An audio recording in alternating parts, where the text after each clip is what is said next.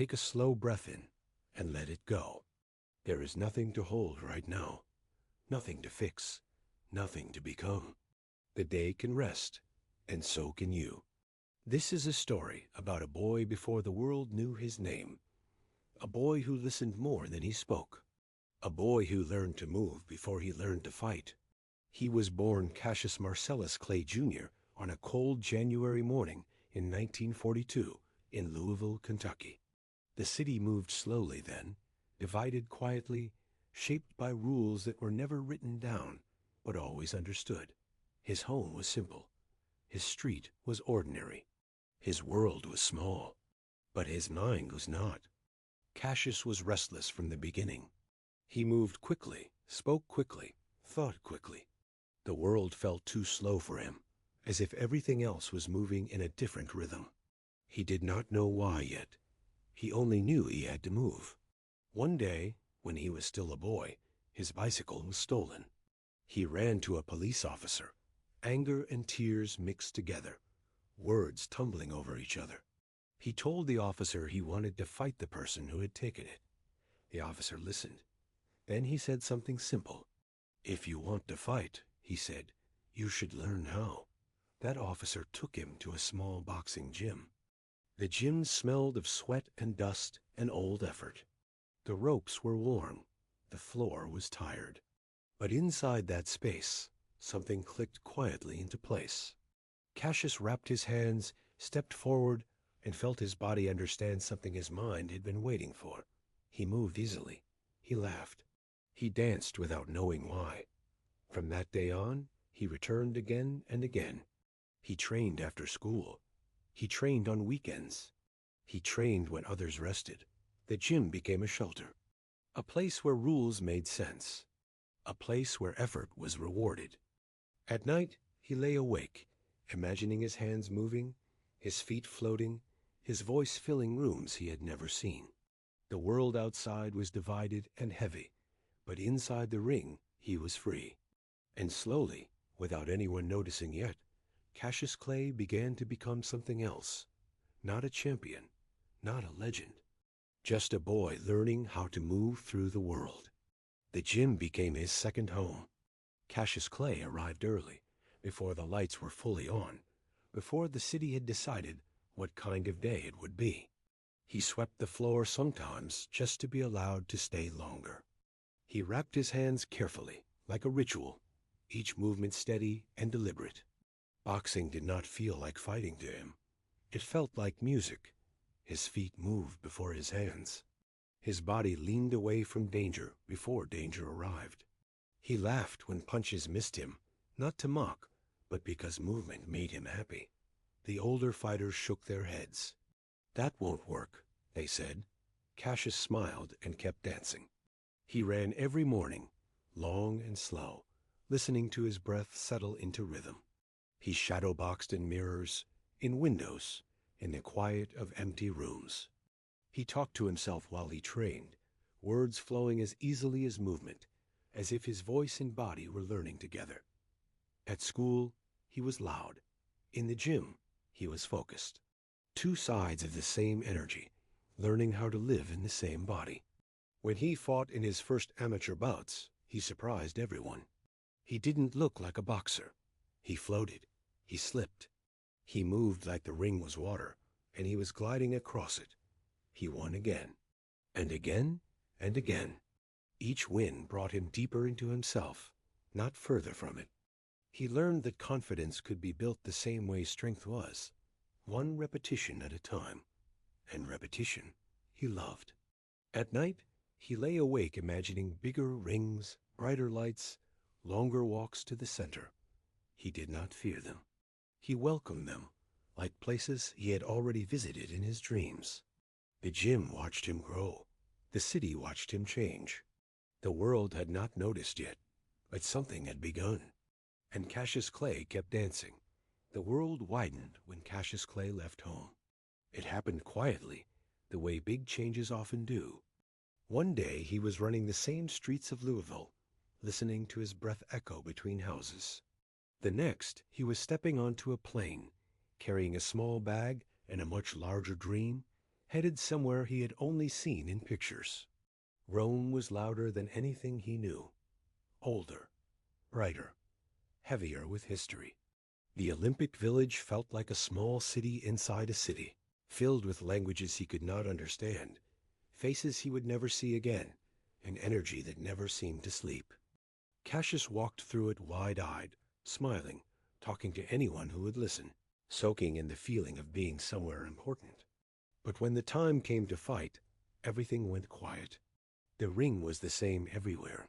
Ropes, canvas, space. In the first fight, he moved lightly, letting his feet guide him. The opponent reached, missed, reached again. Cassius slipped away as if he had already seen the punch coming. He did not rush. He did not force. He let the rhythm carry him. He won. In the next fight, the crowd grew louder. The lights burned brighter. Cassius smiled and danced anyway, his shoulders loose, his breath calm. Punches came and went like passing clouds. He won again.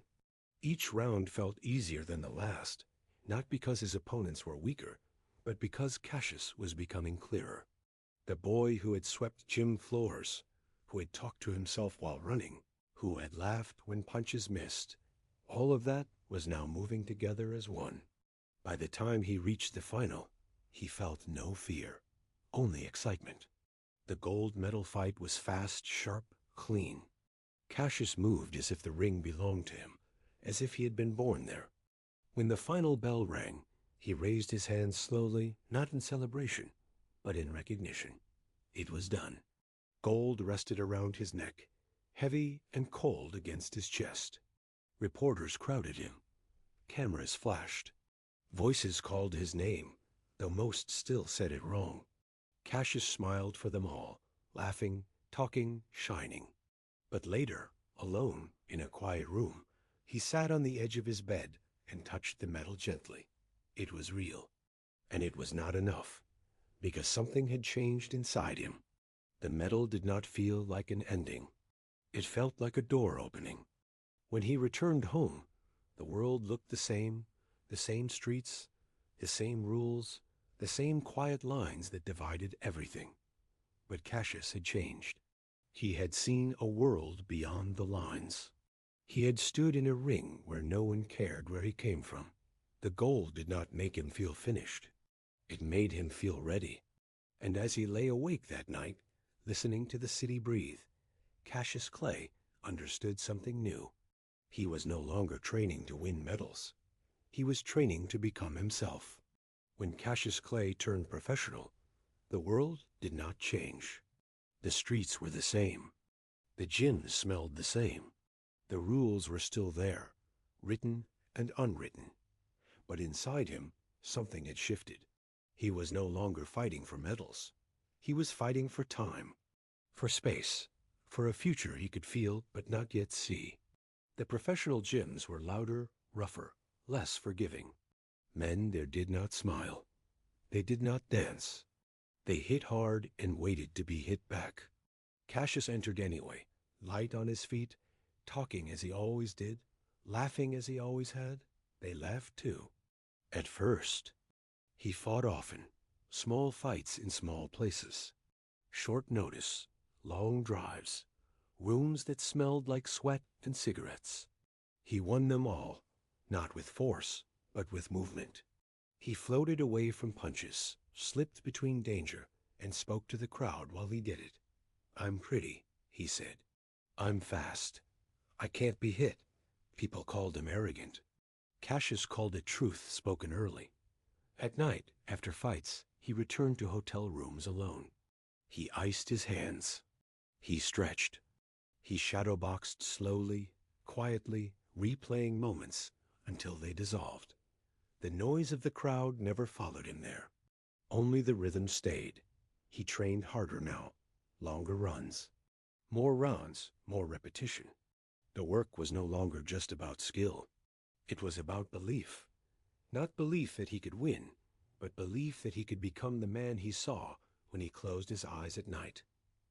Wins piled up. So did attention. Reporters followed him. Critics doubted him. Crowds came to see if the dancing boy would finally be caught. Cassius welcomed it all. The attention did not disturb him. It sharpened him, because he was not fighting opponents anymore. He was fighting the world's idea of what he was allowed to be. And every night, when the gym lights went out and the noise faded, Cassius Clay practiced the same way he always had, light on his feet, loose in his hands, calm in his breath. The journey had begun in earnest now, and it would not slow down. The winds kept coming, but the noise grew louder with each one. Cassius Clay's name was now spoken in places he had never seen. Newspapers wrote about him with disbelief. Commentators shook their heads. Older fighters dismissed him as a clown, a dancer, a loud boy who would eventually be humbled. Cassius read it all, and smiled. The road was long, filled with small arenas and long nights. He fought men who tried to scare him, men who tried to hurt him early, men who believed strength alone would be enough.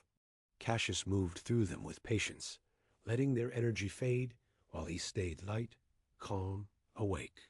After each fight, he returned to training as if he had lost. He ran before dawn, when the streets were empty and the air was cool. He talked to himself while running, speaking the future into existence with each step. He shadowboxed in hotel mirrors, in hallways, in quiet rooms where no one watched. "I am the greatest," he whispered, not to boast, but to remember. Then came the name everyone feared, Sonny Liston. Liston was heavy, quiet, frightening. His fists ended fights early. His eyes held no humor. People did not fight him to win. They fought him to survive. When Cassius said he would beat him, the world laughed. They said he was afraid. They said he was pretending. They said he was trying to distract himself from what was coming. But at night, alone, Cassius was calm. He trained harder than ever. He slept deeper than ever. He repeated the same movements until his body no longer needed thought. He studied Liston's timing. He memorized his steps. He imagined the ring until it felt like home. The closer the fight came, the quieter Cassius became inside. The talking was for the world. The calm was for himself. On the night of the fight, the arena felt heavy, thick with expectation. Cassius walked to the ring light on his feet, his breath steady, his mind clear. He was not there to survive. He was there to change everything. And as he stood across from Sonny Liston, eyes steady, hands loose, he felt no fear, only certainty. The ring was quiet when the bell rang, not silent, but focused, as if every breath in the building had decided to wait. Sonny Liston stood heavy and still, a mountain of muscle and certainty. Cassius Clay stood across from him, light on his feet, calm in his eyes, smiling like someone who already knew the ending. The first round began, and the world tilted. Cassius moved. He did not rush. He did not trade. He danced. Liston reached, and Cassius slipped away. Liston swung, and Cassius was already gone. The crowd gasped, not at the punches, but at the absence of them. Nothing landed where it was supposed to. Round after round, Cassius stayed light. He spoke softly to Liston, not to mock him, but to remind himself to stay awake, to stay present, to stay loose. His feet never stopped moving. His breath never quickened. Then, between rounds, something strange happened. Cassius felt fire in his eyes. It burned. It blurred. It confused. For a moment, panic tried to rise, but he breathed. He leaned back against the ropes and waited. He let the air cool his face. He let time pass. He let the moment soften. When the bell rang again, his vision cleared, and his calm returned with it. Liston did not come out for the next round. The world froze. Cassius stood in the center of the ring, arms raised, eyes wide, body shaking with disbelief and joy. The mountain had fallen. The impossible had happened. The dancing boy was champion of the world. Later, alone, when the noise had faded and the cameras were gone, Cassius sat quietly and breathed. He felt the weight of the night settle into him, not as triumph, but as transformation. Everything was different now, and nothing would ever be the same again. The morning after the fight was quiet. Not the kind of quiet that comes from exhaustion, but the kind that follows a storm when the air finally settles. Cassius sat alone, light coming through the window, the world still trying to understand what had happened the night before. He was champion. But the word felt strange now, like it belonged to someone else. The noise outside grew quickly. Reporters knocked. Cameras waited. Voices asked questions that had no simple answers. Cassius listened, smiled, spoke when he needed to, but inside, something was already moving away from the noise. There was a name waiting for him. He had been thinking about it for a long time, quietly, carefully, letting it rest until it was ready. The name was not for the world. It was for himself, a way to step out of who he had been and into who he was becoming. Muhammad Ali. When he said it, softly, alone, it felt right, like a door closing gently behind him, like another opening ahead. The world resisted. They said the old name was his. They said he had no right to change it. They said he was running from something. But Ali was not running. He was arriving. The gym felt different now. The routine stayed the same, but the meaning shifted. Each run was quieter. Each punch landed with intention instead of speed. He trained not just the body, but the spirit, learning to stay calm when the world tried to pull him apart. At night, he prayed. He listened. He rested. The ring was no longer just a place to fight. It was a place to speak without words. A place where movement became truth, where silence could be loud enough to carry meaning. Muhammad Ali had been born, and the boy who once danced for joy now moved with purpose. With a new name came a new kind of weight. Muhammad Ali felt it in the mornings when he woke before the sun, the room still dark, the world quiet. He felt it in the way people looked at him now, not just as a champion, but as a symbol they were trying to understand or control or silence. Belief is heavy. Not belief in winning, but belief in who you are allowed to be. Ali trained the same way he always had, but the work felt deeper now. Each run through empty streets became a conversation with himself. Each round in the gym was a reminder that strength came not only from the body, but from clarity of mind. He slowed his breathing. He moved with intention. He learned how to stay calm even when the world pulled in opposite directions. Some people cheered him louder than ever. Others turned away. Ali noticed both and let neither change his rhythm. In the ring, he was still light, still fast, still smiling. But there was a quiet firmness beneath the movement now, a stillness that made his dancing feel like purpose instead of play. He spoke less inside himself. He listened more. The fights came and went. Wins stacked up. The title stayed with him. The noise grew. And through it all, Ali held on to the same calm he had found as a boy in the gym, the calm that arrived when movement and breath became one. He understood now that belief, if carried gently, could steady him instead of weighing him down. At night, when the city slept, Ali lay still and let the day fade. He did not rehearse speeches. He did not replay punches. He let silence do its work, the same way repetition once had. The world was changing, and Ali was ready to meet it, not with fists, but with stillness. The decision did not arrive suddenly. It had been forming quietly, growing in the background of Ali's days, settling into his breath, into his prayers, into the spaces between training sessions. When the world asked him to fight in a war he did not believe in, Ali listened, not to the noise, but to the stillness inside himself.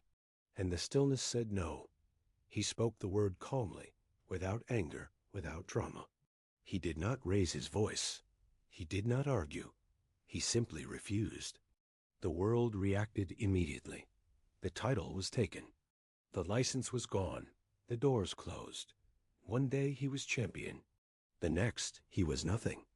The gyms went quiet for him. The arenas locked their lights. The work he had built his life around disappeared overnight.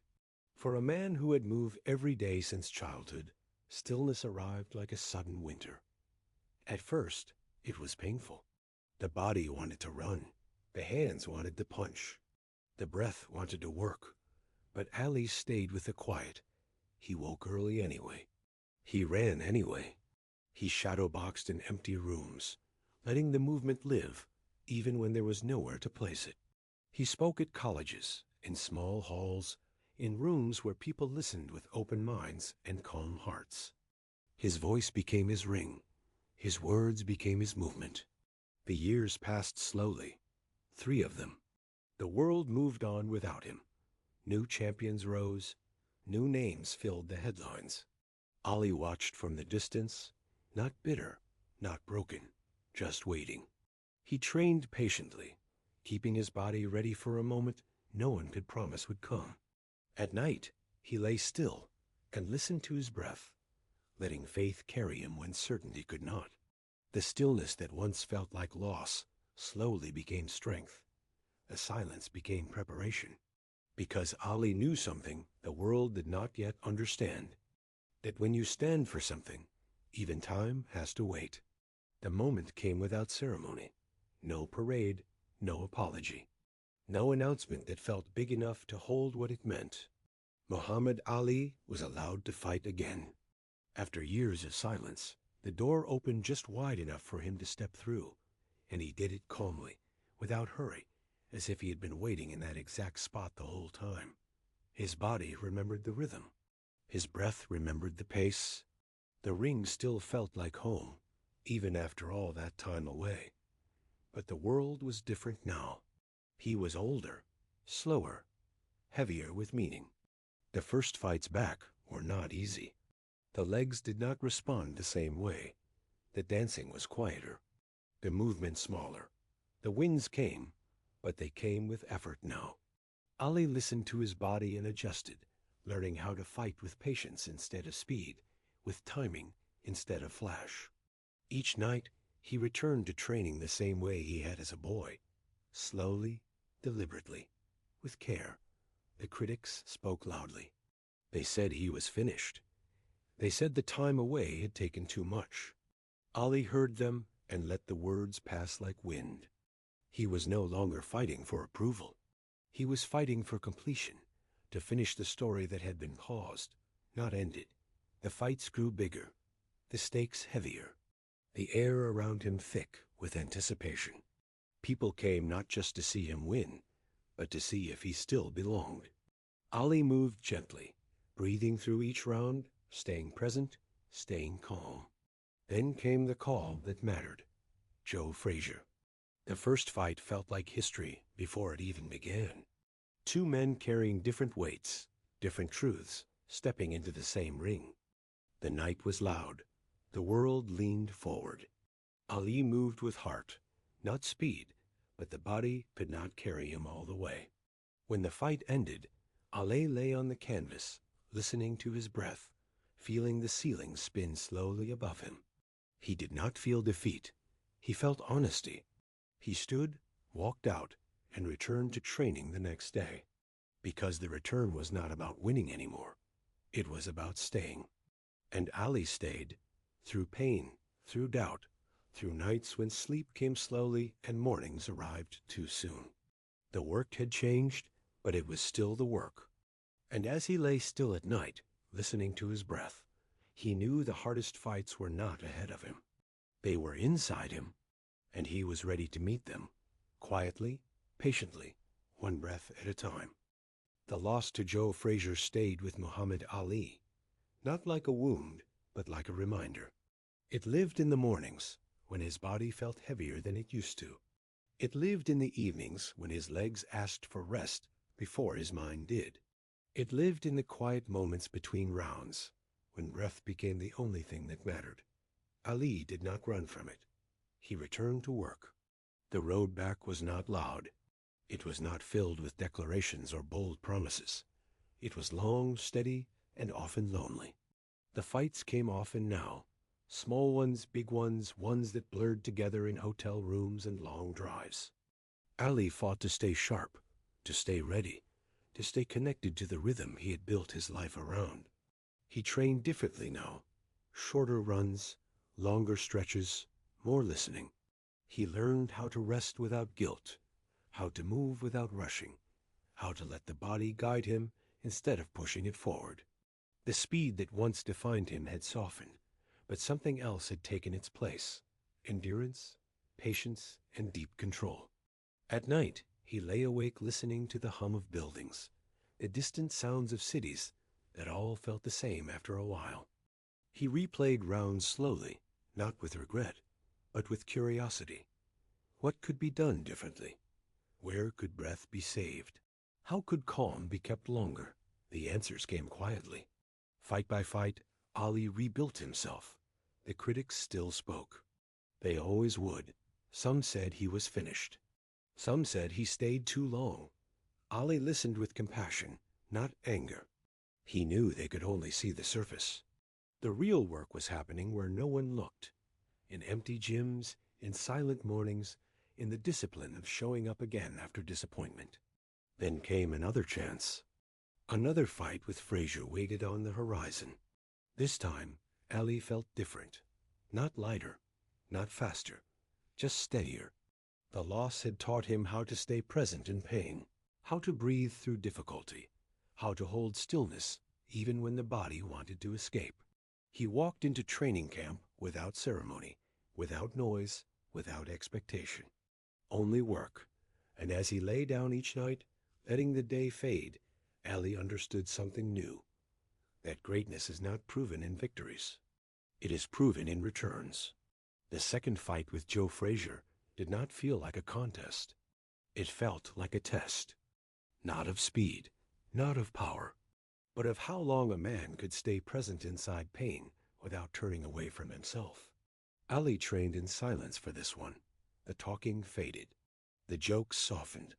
The nights grew longer and calmer. He ran at dawn, when the air was still cool and the world had not yet decided what it would become.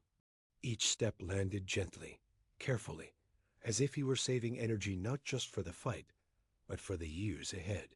When the night arrived, the arena was heavy with memory. The first fight had left marks on both men, not just on the body, but in the mind. Ali felt it as he stepped into the ring. The canvas felt harder, the ropes tighter, the air thicker, but he did not rush. He breathed. He reminded himself that this was just another place to stand, another moment to be calm. The fight was slow and brutal. Rounds passed like hours. Punches landed like questions. Breath became the only answer. Ali leaned into patience. He stopped dancing and began waiting. He let Frazier come to him, absorbed the weight of the fight, and gave back only what was necessary. His body hurt, but his mind stayed clear. He focused on small things: the sound of the bell, the feel of the floor, the rhythm of his own breathing. When the fight ended, there was no celebration, no relief, just exhaustion so deep it felt like stillness. Ali sat alone in the locker room afterward, eyes closed, listening to his heart slow itself back to peace. The victory did not feel like triumph.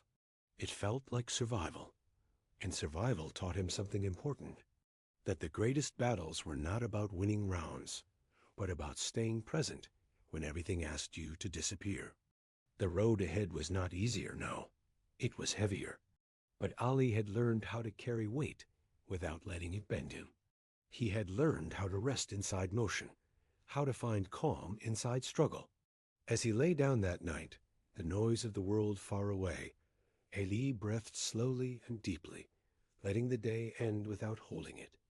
He knew one thing for certain. There was one more mountain waiting, and he would climb it slowly, patiently, one breath at a time. The air in Zaire was thick, heavy, alive. It wrapped around Muhammad Ali the moment he stepped outside, clinging to his skin, slowing his breath, asking him to move differently. This place was nothing like the arenas he knew. The nights were louder, the days hotter, the silence deeper. And yet Ali felt calm. He had come here to face George Foreman, younger, stronger, feared by everyone. Foreman's punches ended fights early. His power emptied rooms. The world believed Ali was walking into something final. Ali believed something else. In the mornings, he ran slowly through the streets, children following behind him, laughing, chanting his name. The rhythm of their feet carried him forward. He did not rush. He let the heat teach him patience. He let the land teach him stillness. In training, he did less, not more. Short sessions. Slow movement. Deep breathing. He listened to his body the way he had learned during years of waiting. He knew this fight would not be won by speed or force. It would be won by timing, by staying calm longer than anyone thought possible. On the night of the fight, the jungle was alive with sound. Drums echoed, voices rose. The ring glowed under the lights, a small island of brightness in a sea of darkness. Ali stepped inside and felt the canvas beneath his feet, familiar and steady. When the bell rang, he did something no one expected. He leaned back into the ropes. He let Foreman punch. The world gasped. Ali covered, absorbed, waited. The ropes held him. His arms stayed tight. His breath stayed slow. Foreman swung and swung, pouring power into the night, each punch asking a question. Ali answered with patience. He whispered to Foreman between rounds. He smiled. He rested. Round after round, Foreman grew heavier. His arms slowed. His breath shortened. The jungle watched as power began to fade. And then, when the moment arrived, Ali stepped forward. The punches came clean and fast, like something remembered, not forced. Foreman fell. The ring shook. The world went silent. Ali stood still, not in celebration, in understanding. Later, alone, he sat quietly and breathed, feeling the night release its hold. He had not won with strength. He had won with calm, with patience, with faith in stillness. The jungle night softened around him. And Muhammad Ali, once again champion of the world, rested deeply, knowing the greatest fight of his life had been won not by force, but by waiting. The belt felt heavier the second time, not in his hands, but in his chest. Muhammad Ali noticed it the morning after the jungle fell quiet. The drums were gone. The crowds had scattered. The ring was empty again, just ropes and canvas resting in the heat. The world had moved on to the next headline. But Ali stayed still, sitting alone, letting the moment settle inside him. Being champion again did not feel like climbing. It felt like carrying. The body ached in places he did not name. The legs moved slower. The breath took longer to return. He walked carefully now, not because he was afraid, but because he respected the miles his body had already traveled. The fights that followed were harder, not because the opponents were stronger, but because time was patient, and it never stopped coming. Ali trained differently. He rested longer. He listened more. He stopped chasing moments and let them arrive. The talking became softer. The smile stayed, but it rested deeper now, closer to the eyes. Each defense of the title felt like a conversation with time. Can you stay calm a little longer? Can you breathe one more round? Can you move without forcing? Ali answered slowly.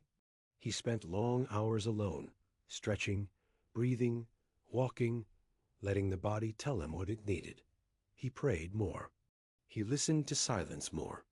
He let days pass without shaping them into something impressive. The crowd still came. They always would. But Ali felt them differently now. He no longer fought for their belief. He fought to finish what he had begun years earlier, to close the circle with dignity, not noise. At night, when the lights went out and the world went quiet, Ali lay still and felt the weight of the crown pressed gently on him. It was not a burden. It was a reminder that every peak asks something in return, and Ali was willing to give it, slowly, patiently, one breath at a time. The heat arrived before the fight. It filled the air, heavy and unmoving, pressing against the body even in stillness. In Manila, nothing cooled quickly. Not the streets, not the rooms, not the breath. Muhammad Ali felt it the moment he woke, the way the day already seemed tired before it began. Joe Frazier was waiting again. Their rivalry had become something more than sport. Not anger, not hatred, but a shared history written in sweat and endurance. They knew each other's rhythms now. They knew each other's limits. And they knew this fight would not be about skill. It would be about staying. Ali trained quietly in the days before the fight. The gym was hot, the air thick, the movement slow. He did not push. He did not rush. He let the heat teach him patience, the way the jungle once had. He learned how to breathe deeper, how to conserve, how to let moments pass without panic. When the night arrived, the arena felt like a furnace. The bell rang, and they began. There was no dancing this time. Only standing, only trading, only enduring. Punches landed and were returned. The sound of gloves against skin echoed like drums. Sweat poured, breath shortened. The ring became smaller with every round, closing in on them both. Ali felt pain in places he did not know existed. He felt his legs soften. He felt doubt try to rise. And still, he stayed. Between rounds, he sat with his eyes closed, listening only to his breath, reminding himself that pain was temporary, but quitting would stay forever. He whispered to himself, not to the world. Words meant only to carry him one round further. Round after round passed like a lifetime. By the later rounds, both men were empty. The punches had slowed. The movement was gone. Only Will remained thin and fragile, yet somehow still enough to hold them upright. And then, suddenly, it ended. Frazier did not rise. Ali sat on his stool, unable to stand, unable to celebrate, barely able to breathe. He later said it was the closest he had ever come to death. But in that moment, it did not feel dramatic. It felt quiet. A deep, heavy quiet that settled over the ring and stayed. Later, alone, Ali lay still in the darkness, listening to his heart slowly find its rhythm again. The fight had taken something from him, something he would never get back. But it had also given him something else, proof that he could go all the way to the edge and stay. And that knowledge rested inside him like a calm flame, steady and warm, as the night finally cooled and sleep came gently, without asking. The days after Manila were quiet in a way Ali had never known. Not peaceful, not calm, but hollow, like a room after everything has been moved out. His body carried the fight with him everywhere, in his legs, in his shoulders, in the way he breathed when he climbed stairs. Each step reminded him of the heat, the weight, the endless rounds that had asked for everything and taken it without apology. Ali rested more now, not because he wanted to, because he had to. He woke late. He sat longer. He moved carefully, as if his body were something fragile he had just been given back. The fire that had once lived in him burned lower, slower, but it still burned. It was just no longer loud. The world called him brave. Ali called himself tired. He trained, but gently. Shadowboxing became slow movement, like a conversation with the air. Runs turned into walks. The gym no longer echoed with speed, only with breath. He learned a new kind of discipline, knowing when to stop. In quiet moments, he replayed Manila without meaning to. The heat, the sweat, the feeling of being emptied completely and still standing. It had changed him, not in a way that could be seen, in a way that could be felt. He had gone as far as a body could go, and come back. The fights that followed were different now. The timing was still there, but the sharpness had softened. Ali noticed it, accepted it, and adjusted. He leaned on experience instead of speed, on calm instead of force. He stopped trying to be who he was. He became who he was now.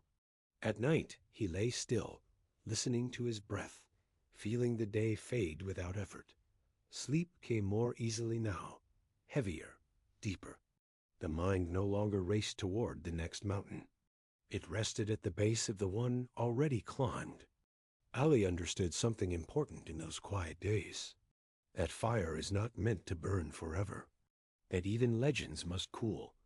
That rest is not weakness, but completion. And as the nights passed, and the body healed slowly, Muhammad Ali learned how to live in the afterglow of the flame, steady, warm, and enough. Letting go did not happen all at once. It began in small moments that no one else noticed. A skip workout, a longer rest, a night where Ali chose sleep over training. The body had begun to speak more clearly now, and for the first time in his life, he listened without arguing back. The ring still called to him, not loudly, not urgently, but with a familiar echo that lived in his chest. Ali returned to it a few more times, not to prove anything, but to understand where the edge truly was. Each fight felt different now. The rhythm was slower, the movement more careful. The victories came, but they came wrapped in fatigue instead of joy. He noticed it in the mornings most of all. The stiffness lingered. The breath took longer. The fire took more effort to wake. And so he began to prepare for something harder than any fight he had faced before. He began to prepare to stop. Ali spent more time alone now. He sat quietly, hands resting on his knees, breathing in a way that felt deeper than training. He prayed without asking for anything. He listened without needing answers. The silence he had once feared now felt like a place of safety. When people asked when he would retire, he smiled, not because he knew, but because he was learning. The final fights arrived gently, without the thunder of earlier years. The crowd still came, but Ali felt them from far away, like waves heard from shore. He fought with heart, not speed, with memory, not force. Each round felt like a goodbye written in motion. And when the last fight ended, there was no drama inside him, only relief. He sat alone in the locker room, the same way he had after so many nights before, but this time the silence felt complete. There was nothing left to say to the ring, nothing left to take from it, nothing left to give. The next morning, he woke and did not train. He walked instead, slowly, calmly, without destination. The sun rose. The world moved on. And Ali moved with it, lighter now, as if he had set something down at last. The fighter was still inside him. It always would be, but it no longer needed to lead. For the first time since he was a boy chasing a stolen bicycle, Muhammad Ali allowed himself to rest without guilt. And in that rest, he found something even greater than victory: peace. The quiet years did not arrive suddenly.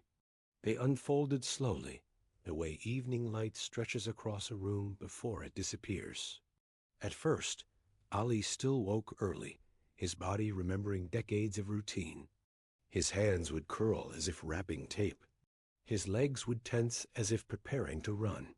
And then, gently, the memory would fade, and the day would open in front of him without instructions. There was no gym to rush toward, no fight waiting, no bell to answer. At first, the space felt strange. Ali filled it with walks. Long, slow walks through neighborhoods he had once driven past without noticing. He watched children play. He listened to the sound of wind in trees. He learned the rhythm of ordinary days, mornings that asked nothing, afternoons that unfolded quietly, evenings that arrived without ceremony. The world still spoke his name, sometimes loudly, sometimes softly, sometimes with reverence, sometimes with confusion. Ali listened kindly, then returned to silence. He had learned that noise always passed, but quiet stayed if you welcomed it. His body changed now. Movement became slower. Speech softened. Breath deepened. There were mornings when stiffness stayed longer, when balance required attention, when patience was no longer optional but necessary. Ali noticed these changes without fear. He had spent a lifetime fighting resistance. Now he practiced moving with it. He sat often, not from weakness, but from wisdom. He sat and breathed, feeling the air enter and leave his body without effort. He let thoughts come and go like visitors who did not need to stay long. He prayed, not for strength, but for peace. And peace came slowly, gently, without asking for anything in return. The ring still lived inside him. Sometimes, late at night, he would shadow box in his mind, not with fists, but with memory. The movement was slower now, almost like water, flowing instead of striking. He smiled at the thought, then let it go. Ailey had become something new. Not a fighter, not a champion, not a symbol. Just a man learning how to live inside quiet after a life of thunder.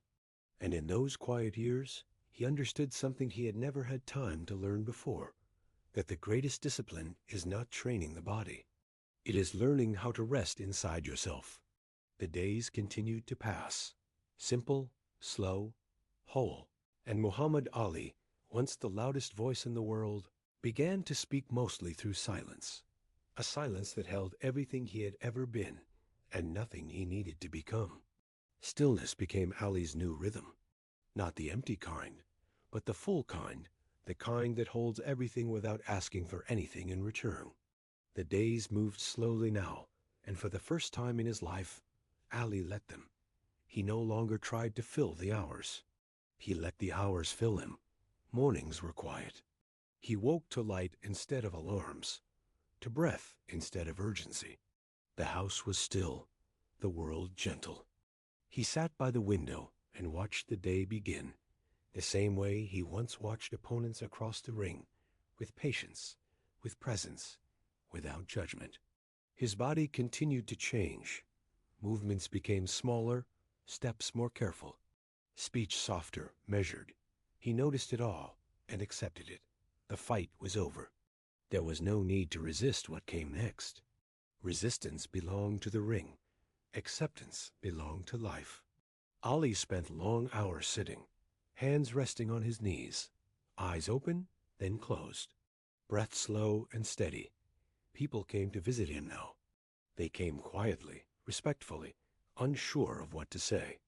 They expected stories. They expected fire. Ali gave them something else, calm. He listened more than he spoke. When he did speak, his words were simple, unhurried, like they had been waiting a long time to be said. Children liked to sit near him. They did not ask questions. They did not expect anything. They just felt the peace in the room and stayed. Ali smiled at that. He had once filled rooms with noise, with laughter, with poetry that danced and punched at the same time. Now he filled them with silence, and the silence stayed longer than any words ever had. In the evenings, he walked slowly outside, feeling the air cool against his skin. He listened to birds settle for the night, to the distant hum of the world continuing without him. There was comfort in that, knowing the world did not need him to move for it to keep turning. Sometimes memories came. The bicycle, the gym, the gold medal, the jungle, the heat of Manila. They came like waves, then passed. Ali did not hold them.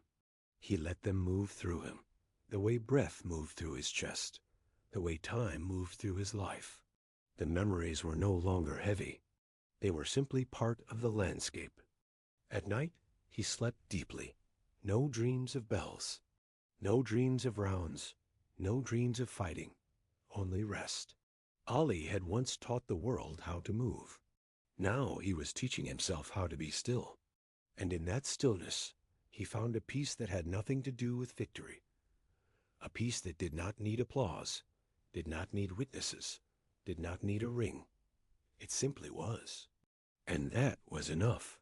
As the years continued, Ali began to understand his life differently. Not as a series of fights, not as wins and losses, not as noise and silence, but as a journey that had slowly taught him how to listen. He spent more time remembering now, but not with longing. The memories came gently, like old friends who did not stay long.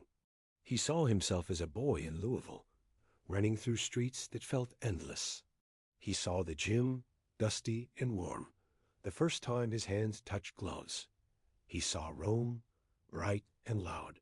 He saw the jungle, dark and alive. He saw Manila, heavy with heat and truth.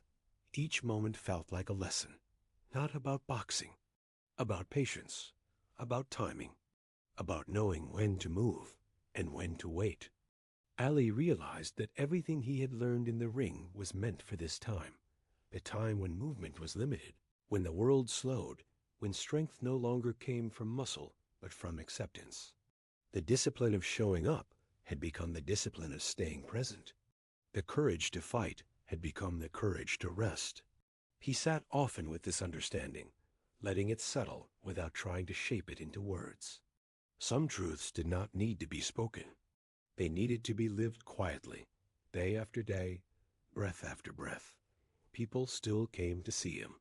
They brought books, gloves, photographs. They asked him to sign pieces of the past. Ali did it patiently, kindly, his hands steady, his smile soft. But after they left, he returned to stillness, to the place where nothing was asked and nothing was given. That place had become home. The body continued to change, slowly and without apology. Ali greeted each change with gentleness. He had learned that fighting everything only made it last longer. Acceptance made it pass more easily. Some evenings, he sat outside as the sun lowered, feeling the warmth fade from the day. The sky shifted colors the same way his life had shifted roles, from fire to ember, from motion to stillness.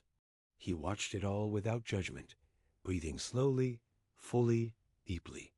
In those moments, Ali understood something simple and profound, that the purpose of the climb was never the summit. It was the descent.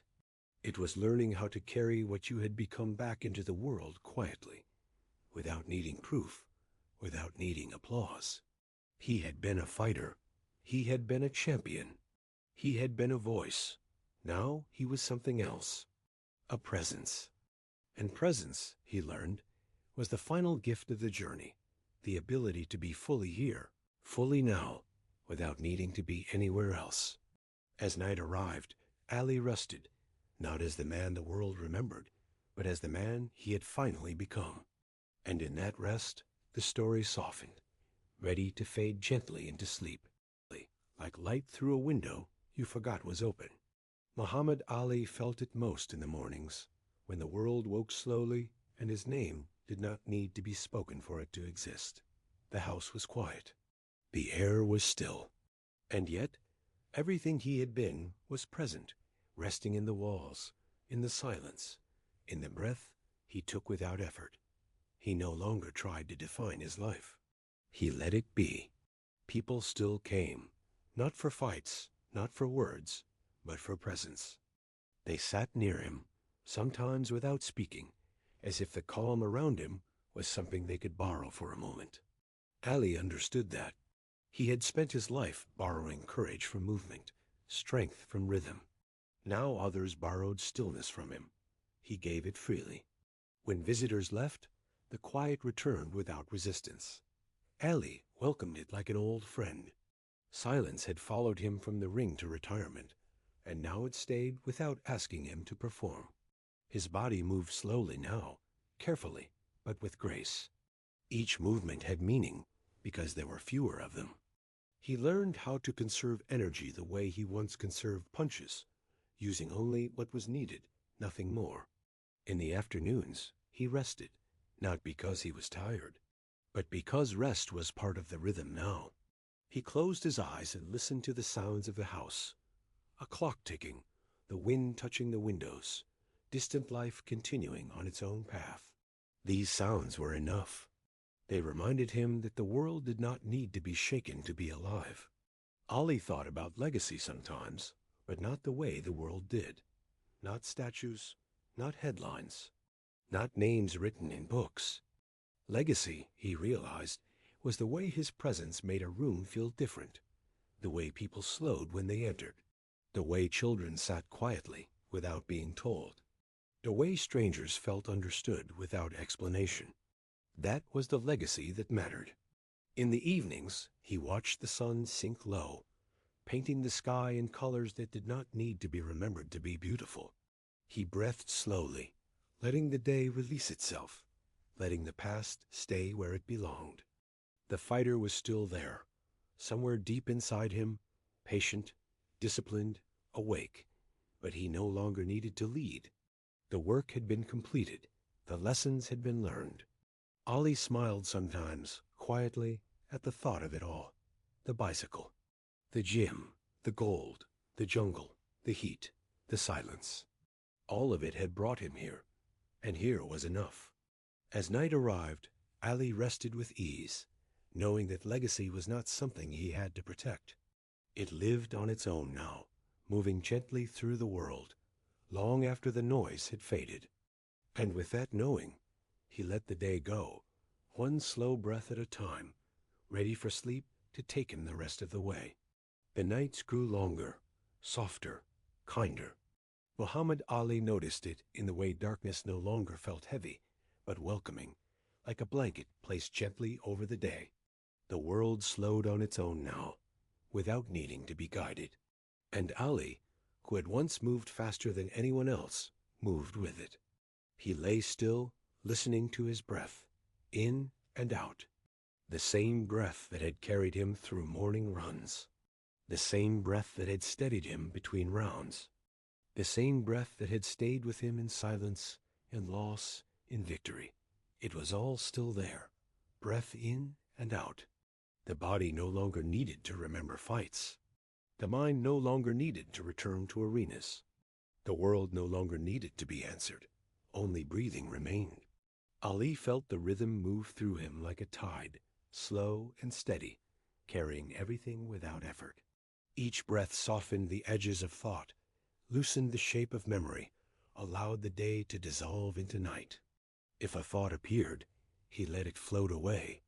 If a memory came, he let it pass. There was no need to hold anything now.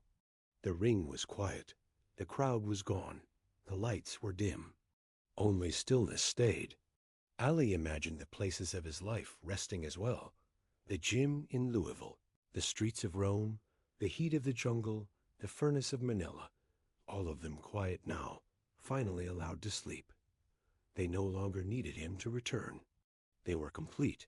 Breath in and out, the body sank deeper, muscles softened, shoulders dropped, the jaw loosened, the breath slowed again. There was no rush to fall asleep. Sleep would come when it was ready. Ali understood that now. He had spent a lifetime forcing moments to arrive. Now he waited, and waiting felt like peace.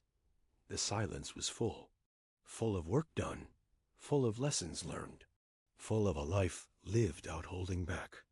Ali rested in it, gently, letting the night hold him the way the ropes once had, supporting without resistance, carrying without asking, staying when everything else had gone.